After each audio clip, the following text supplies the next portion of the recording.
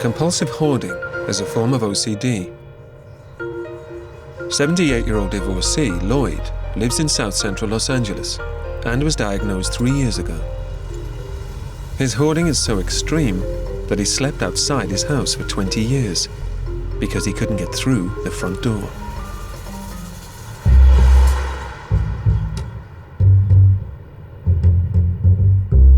There were bicycle parts floor to ceiling and wall to wall. There was really no room to move around in the home. One bedroom, which was the larger of the two bedrooms, was actually the bike room.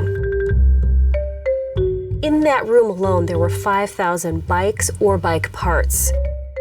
All sorts of wheels and seats and handlebars and pedals. Having anything in quantity appeals to me. It's sort of like in Monopoly. It's nice having a lot of the paper money.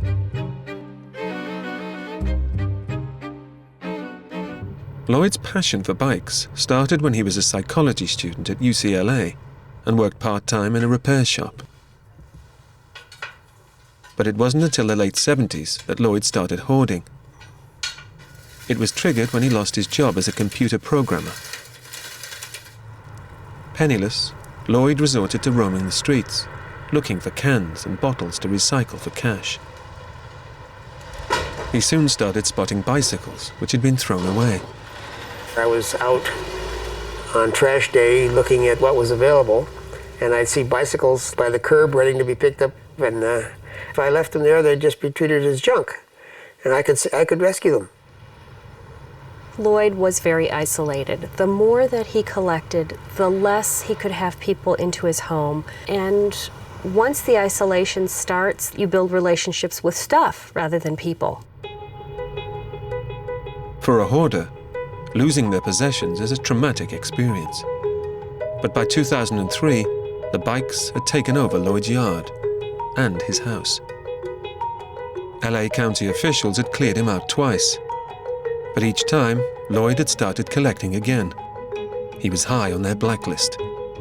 His property had accumulated more stuff on it again. The departments were very frustrated. They didn't know what to do. They had 18 charges against me. To me, it seemed ridiculous. It might be a law, it's a ridiculous law. Lloyd faced a tough decision: throw away his 5,000 bike parts or be sent to jail for a year. The judge, to impress upon me that he could send me to jail for it, he did put me in jail for part of a day. He said, next time you come, bring your Reeboks because you'll need them in jail. But in a last-ditch attempt to keep him out of prison, Lloyd's lawyers contacted Dorothy Breininger, who's made a career out of organizing people. We organize people's lives, whether it's a closet, a corporation, files, or hoarding cases. She agreed to take Lloyd on and raised $50,000 from well-wishers to organize the ultimate clear-out. In order to not go to jail, Lloyd had to get his collection of bicycles to 15. Hi. On October 13th, 2003, Dorothy and her team descended on Lloyd's house for the most ambitious clear-out of her career. We probably had over 120 different people work the job. Over 1,500 man-hours, 600-700 garbage bags, 13 different dumpsters. As well as the bikes, Lloyd had over 40 TVs, 50 stereos, and 10 years' worth of newspapers and mail. They said you got to have it cleaned down to the ground, and I resented that. But I guess I knew I had too many bikes. To the extent that I was in trouble because I had them, getting rid of them was getting me out of trouble. Finally, a whole month later, the last bicycle was disposed of, and the house was completely cleared. But if hoarders aren't supervised following a clear-out, the chances are they will start collecting again. So now, 3 years after Lloyd's last cleanup, it's the moment of truth. Dorothy's coming to check up on him, and if he's relapsed, then the authorities could threaten him with jail once again. And it's the hoarders who are isolated who are the hardest to treat. Those who've never been married and live alone make up 55% of sufferers. 3 years ago, LA-based Lloyd had isolated himself from society, living with his bicycle hoard. Since he was cleared out, he's amassed over 400 more bike parts, but he now keeps them in the yard. And after 25 years of being single, he's remarried, although his new bride refuses to live with him amongst the clutter. I wasn't feeling comfortable. And then I told him, you know what, if I really move here completely, we will get a divorce pretty soon. Yeah. But when I come here, I try to be very sensible about his problem. And I said, well, why don't we throw this away? Probably after I leave, he picks it up. But I think one of the good things is that he's not lonely. Today, Lloyd is expecting a visit from Dorothy, who organized his last bicycle clear-out. He knows he has to make a good impression, or she could throw away his latest range of bicycles. Now, I don't notice it, but somebody coming in from outside might. But Dorothy knows that hoarding is chronic, and sufferers are rarely completely cured. I would be really, really surprised, pleasantly surprised, if it were clear. It's been over 6 months since Dorothy visited Lloyd's, and he'd agreed to a 15-bike allowance.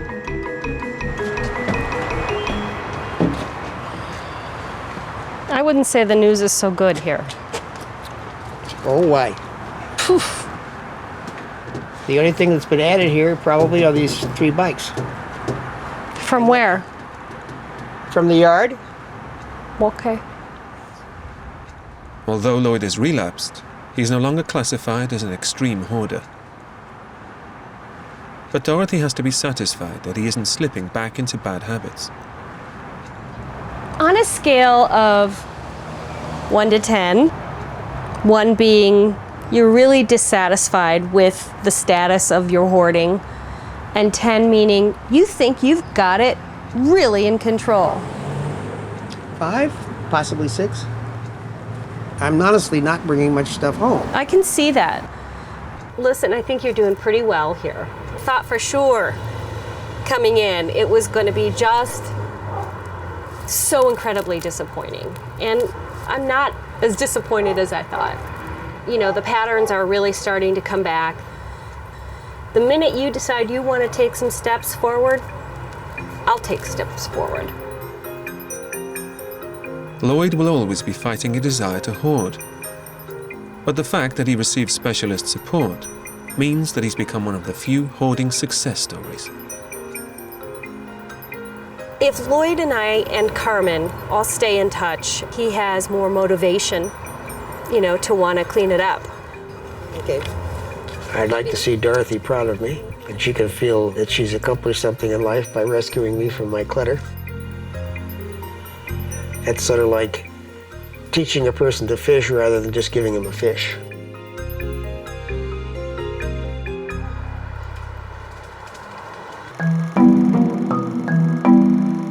The first reported case of compulsive hoarding was in 1947, when the bodies of 2 brothers were discovered in New York City.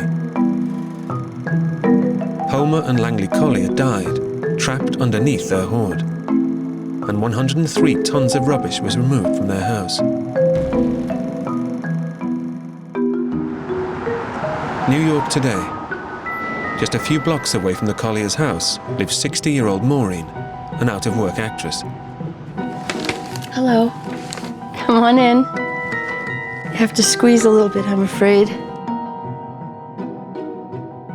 Although she's had 2 long-term relationships, Maureen's lived alone in her 1-bedroom rented apartment for the past 17 years.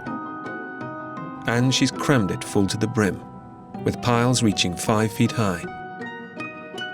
To me, my place looks like a thrift shop where a bomb went off in it. Hoarding affects both men and women equally, though the reasons behind it and what they save are different for each person. For Maureen, clothes and bric-a-brac have a special place in her heart, and she spends her benefits of $1,200 a month on charity shop bargains. I couldn't resist this chair, and you can't even see it. It's a beautiful old rocking chair. It's almost as if it's a person and you're trying to save them from being destroyed on the street. Look at that beautiful lamp, and it's not like it's intricate work or anything, but it's just, look, somebody could use that. When I'm trying to think about throwing something out, it just feels so scary that I do not want to revisit it. But Maureen didn't always live like this. She was once a successful actress, appearing in over 100 plays and a dozen films. As a young girl, Maureen was always the center of attention. She was a cheerleader, she was in plays, she was bubbly, seemed like the happiest person alive. But, like 85% of hoarders, Maureen had a close relative who also collected. Everybody in my family, we just had a big mess in our house, just really a big mess. Because I think my mother also had a problem with it. Maureen was one of 5 children. Her father, an alcoholic, left home when she was 5, although he would often come back to visit his family. The sense of danger from growing up in an alcoholic family probably would be a very large factor. And in fact, the hoarding would be one way to kind of keep her life very narrow, almost like armor, a sense of safety around her. And when Maureen's mother died 6 years ago, her hoarding escalated. I think, in a way, I built a fortress around myself. I guess as a way to hold on to my mother. I felt safe there. It was as though I was in a little cave. Maureen has reached her lowest point. She's seen 13 different therapists, but nothing's helped. I feel despair, and because I so want to turn my life around. The only option left for Maureen is to confront her hoarding face on. Because she's so ashamed of her apartment, Maureen doesn't let her friends and family visit. But now, for the first time in 17 years, she's decided to invite her cousin Mary over.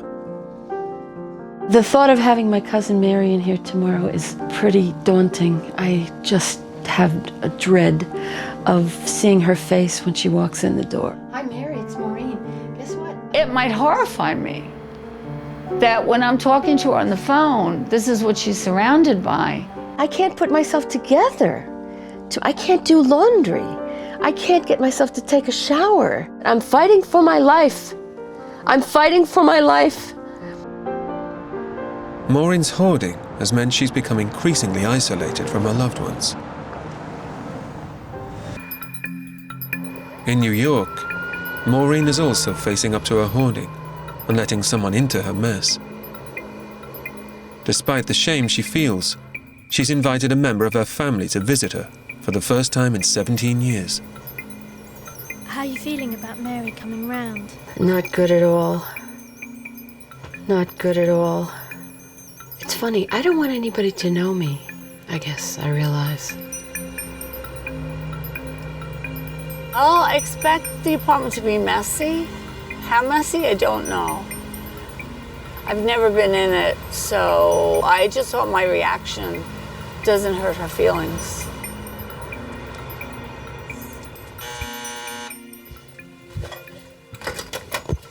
Hi, Mare. Come on in. Okay. You're gonna have to squeeze a little bit. Okay. Oh. Yeah, okay. Sorry about that. Yeah, can you? Yeah, just like push my tummy in a little. Okay. Hi. Hi. So.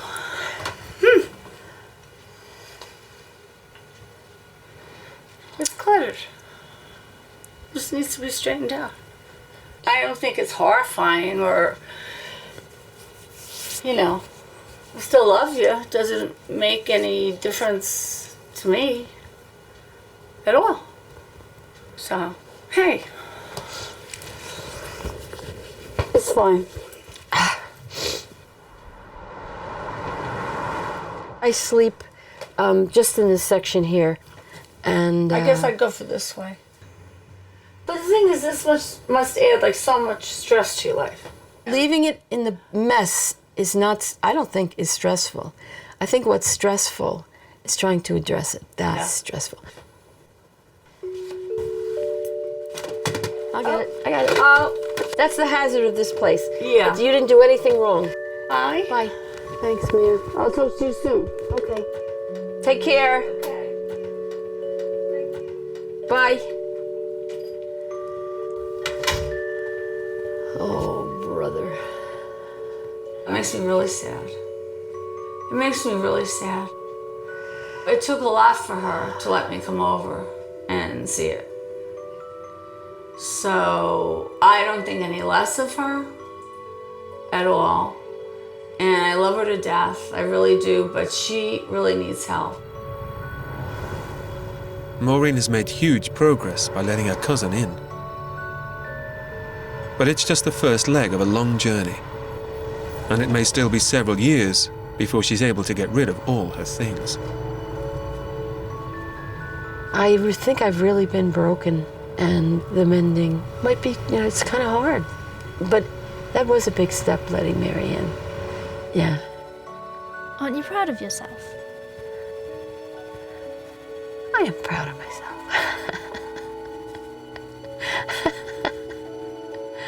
I am, actually. Thank you for pointing that out to me. Yes, I am. Oop. Oop. That's a pile I made today when I was looking for other stuff I'm going to have to rearrange.